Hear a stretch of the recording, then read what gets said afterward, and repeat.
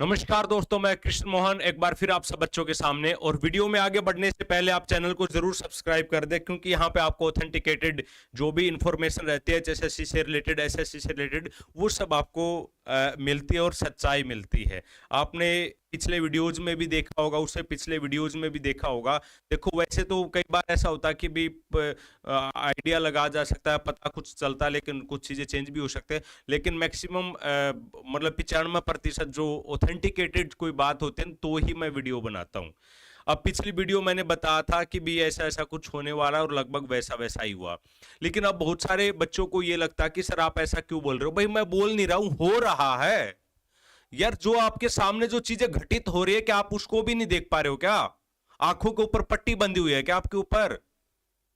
कि भी एक घटनाक्रम चल रहा है पूरा 2 साल से, 3 साल से, 4 साल से, और उस घटनाक्रम को बस आप समझ नहीं पा रहे हैं। आप सिर्फ वही सुनना चाह रहे हैं जो आपको अच्छा लगे।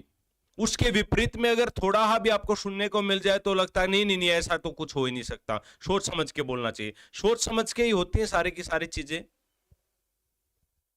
तो आज जो अभी जो अपडेट है एचएसएससी की, तो नए अपने चेयरमैन साहब अनुराग जी ने ज्वाइन कर लिया है, और होपफुली वो कुछ अच्छा करेंगे एचएसएससी आयोग के लिए, क्योंकि बहुत सारी खामियां हैं, पॉलिसीज में खामियां हैं, और भी कई जगह पे ज्वाइनिंग में इवन कि आपका जो कैटेगरी वाइज जो लिस्ट बनते हैं उसमें खामियां हैं, पोर्टल में खामियां हैं। उसके बाद अगर आप देखोगे पेपर पैटर्न में भी खामियां हैं। तो उम्मीद है कि भी आईएएस ऑफिसर यूपीएससी के थ्रू ये सिलेक्टेड हुए हैं, तो पढ़ने वाले बच्चों प्रो स्टूडेंट्स हो सकते हैं, उनकी समस्या को ये समझ सकते हैं कि भी कैसे बच्चों का हरासमेंट हो रहा है, तो उससे कैसे बचा जा सकता है। लेकिन अब इस वीडियो में मैं आपको बताऊंगा कि चेयरमैन साहब के बदलने से क्या चेंज हो सकता है और क्या चेंज नहीं हो सकता, और ये सच्चाई है। अगर आप झूठी उम्मीद लगा के कुछ भी बैठे हो कि चेयरमैन साहब आते ही अब वीडियो आएंगे, अब भर्ती पूरी हो जाएगी, ये हो जाएगा, वो लिस्ट आ जाएगी, ऐसा हो जाएगा, वैसा हो जाएगा, तो वो झूठी मतलब कि भी उससे कुछ नहीं होने वाला। सच्चाई ये है कि भी आपको पढ़ना पड़ेगा, पढ़ते रहना पड़ेगा। ये हरियाणा एचएसएससी का इतिहास गवाह है इस बात के लिए कि भी आप अपनी पढ़ाई नहीं छोड़ सकते। इनका पेपर लेने का मूड नहीं होगा तो ये 2 साल तक एक भर्ती का पेपर लेने के लिए आपको वेट करवा देंगे। लेकिन जब इनका मूड होगा तो ये 15 दिन के अंदर पेपर भी ले लेंगे और अगले 15 दिन के अंदर रिजल्ट भी दे देंगे, और आज रिजल्ट देके 2 दिन के अंदर ज्वाइनिंग भी दे देंगे। ये इनका इतिहास रहा है। जैसे यूपीएससी है ना, अनप्रेडिक्टेबल, तो ऐसे ही एचएसएससी भी ऐसे ही है। इनकी कोई प्रोडिक्शन नहीं की जा सकती। लेकिन चेयरमैन साहब के बदलने से, अगर चेयरमैन साहब चाहें तो क्या हो सकता है। सबसे पहली बात तो कि भाई जितना भी आप लोगों के अंदर रोष है, जितना भी आपके अंदर आप सोच रहे कि डिले हो रखा है, तो वो गलत पॉलिसियों के कारण हो रखा है। अब ये गलत पॉलिसियां क्या चेयरमैन साहब ने बनाई है, ये बात समझने वाली है। क्या जो अपने खत्री साहब थे उन्होंने पॉलिसी बनाई थी सीईटी की?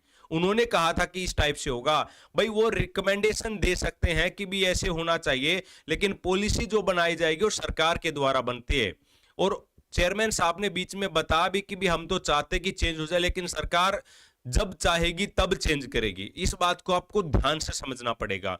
अब एकदम से चेयरमैन साहब सीईटी की पॉलिसी को चेंज नहीं कर सकते, एकदम से आते ही ज्वाइनिंग नहीं दे सकते, रिजल्ट जारी नहीं कर सकते, क्योंकि वो सारे के सारे पेपर का जो पेच है वो कोर्ट में फंसा हुआ है। जब तक कोर्ट से कोई चीज क्लियर नहीं होगी ये कुछ नहीं कर सकते। हाँ, कुछ पॉजिटिव पॉइंट्स जो इनके हाथ में है। सबसे पहला पॉइंट तो है हरियाणा पुलिस की भर्ती को लेके, कि हरियाणा पुलिस का जो फिजिकल की जो डेट है वो ये अनाउंस कर सकते हैं, चाहे ले ले 1 महीने के बाद, चाहे ले ले 2 महीने के बाद।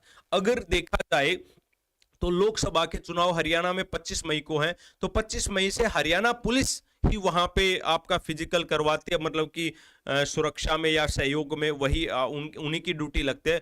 तो अगर चाहे तो आपका हो सकता है फिजिकल, ताकि जैसे ही लोकसभा का इलेक्शन खत्म हो उसके बाद तुरंत आपका पेपर ले लिया जा सकता। तो ये भर्ती जल्दी निपटाई जा सकती है अगर चेयरमैन साहब चाहेंगे तो। दूसरा, ग्रुप डी की जो वेटिंग लिस्ट है, क्योंकि मतलब एग्जैक्ट मुझे नहीं पता कितने बच्चे हैं, लेकिन जहां तक एक डाटा, रफली जो डाटा की भी जितनी हमारी वैकेंसी आई थी उसकी लगभग 65% बच्चों ने ज्वाइन किया है। मीन्स आप ये मान के चलिएगा कि भी 10,000 के आसपास जो डी ग्रुप की लिस्ट आई थी उसमें से भी 3000 बच्चों ने ज्वाइन नहीं किया। तो जिन्होंने ज्वाइन नहीं किया उससे नेक्स्ट वाले 3000 बच्चों की लिस्ट जारी की जा सकती है, वो भी वही एक क्राइटेरिया अपना के कि जो दोनों उनको क्वालिफाई करता हो या थोड़ा बहुत कट ऑफ को नीचे करके, और विद कंडीशन जो भी कोर्ट की जो फैसला आएगा उसके हिसाब से। तो एक ये भी पॉजिटिव पॉइंट हो सकता है।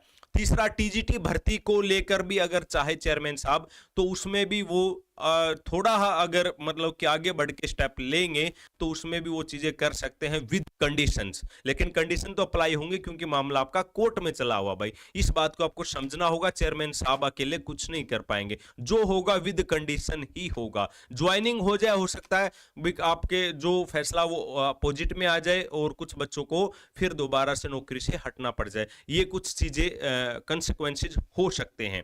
एक और बड़ी चीज जो चेयरमैन साहब कर सकते हैं, डेट अनाउंस कर सकते हैं सीटी 2024 की, ताकि जो बच्चे सीटी 2023 नहीं दे पाए या जिनका अच्छा स्कोर नहीं आ पाया या फिर मेंस में जिनका अच्छा स्कोर नहीं बन पाया, तो वो सीटी 2024 की डेट आने के बाद बच्चे के अंदर पॉजिटिविटी आती है, एक टारगेट बनता है और ये रहता कि हाँ अब 2 महीने रह गए, उसके हिसाब से वो अपने सिलेबस की तैयारी कर सकता है। तो वो एक बच्चों के लिए पॉजिटिव कदम हो सकता है। और एक ये कहते हैं ना कि भी सांस आ गया गर्मी में पानी पीने के बाद, तो वो एक चीज हो सकती है अगर चेयरमैन साहब चाहेंगे तो। और अगर आप लोग ये सोचो कि भी 56 एकदम से आएंगे क्लियर कर देंगे, ऐसा पॉसिबल नहीं है। 5 नंबर वाला मुद्दा ये क्लियर कर देंगे, ऐसा बिल्कुल भी पॉसिबल नहीं है। कंप्लीट तो ये कोई भी भर्ती विदाउट कोर्ट के परमिशन के नहीं कर सकते, लेकिन जो भर्ती नई स्टार्ट हुई है हरियाणा पुलिस की, उसमें ये बदलाव कर सकते हैं। दूसरा, सरकार को या फिर जो भी अपना इन्होंने जो जो खामियां हैं वो देख सकते हैं कि कहां कहां खामियां, कहां कहां बच्चों को परेशानी हो रही है। तो छोटे छोटे जो अमेंडमेंट है जो चेयरमैन साहब कर सकते हैं, तो वो तो अगर करेंगे तो बच्चों को एक उम्मीद होगी कि भी हाँ जो नए चेयरमैन साहब हैं वो प्रो स्टूडेंट्स हैं, बच्चों के इमोशंस को समझते हैं और उसके हिसाब से अगर वो काम करेंगे तो बच्चे जो आज डिमोटिवेटेड होकर घर बैठे हैं, इधर उधर घूम रहे हैं, फिर रहे हैं, तो डाइवर्ट हो रहे हैं, तो वो वापस से ट्रैक पर आ जाएंगे। तो ये हम सब बच्चों के लिए एक अच्छी खबर हो सकती है। लेकिन यहाँ पर फिर वही बात है कि चेयरमैन साहब की मनसा के ऊपर डिपेंड करेगा। लेकिन जहाँ तक जब भी ऐसे चीजें चेंज होती हैं तो उनको भी टाइम चाहिए, आपको ये बात समझनी पड़ेगी। अब कल से ही वो कुछ नहीं चेंज करेंगे, आएंगे उसके बाद 10 से 12 दिन तो कम से कम 15 दिन चीजों को समझने में लग जाता कि एक्चुअल में चल क्या रहा है। पिछले जो चेयरमैन साहब थी उन्होंने मनसा उनकी अच्छी थी, लेकिन कहां पर खामियां रही, कहां कहां प्रॉब्लम आ रही है, पोर्टल में क्या क्या खामियां, वो कैसे ठीक हो सकते हैं, पॉलिसी में क्या खामियां, बच्चों की क्या डिमांड है। तो उन सब चीजों को देखने में, रिसर्च करने में, समझने में, लोगों के ओपिनियन लेने में टाइम लग सकता है। तो एकदम से तो नहीं होगी, लेकिन विद इन 15 या 20 डेज 25 डेज में चेयरमैन साहब चाहे तो एक्शन मोड में दिख सकते हैं और आपके लिए पॉजिटिव चीजें हो सकती हैं।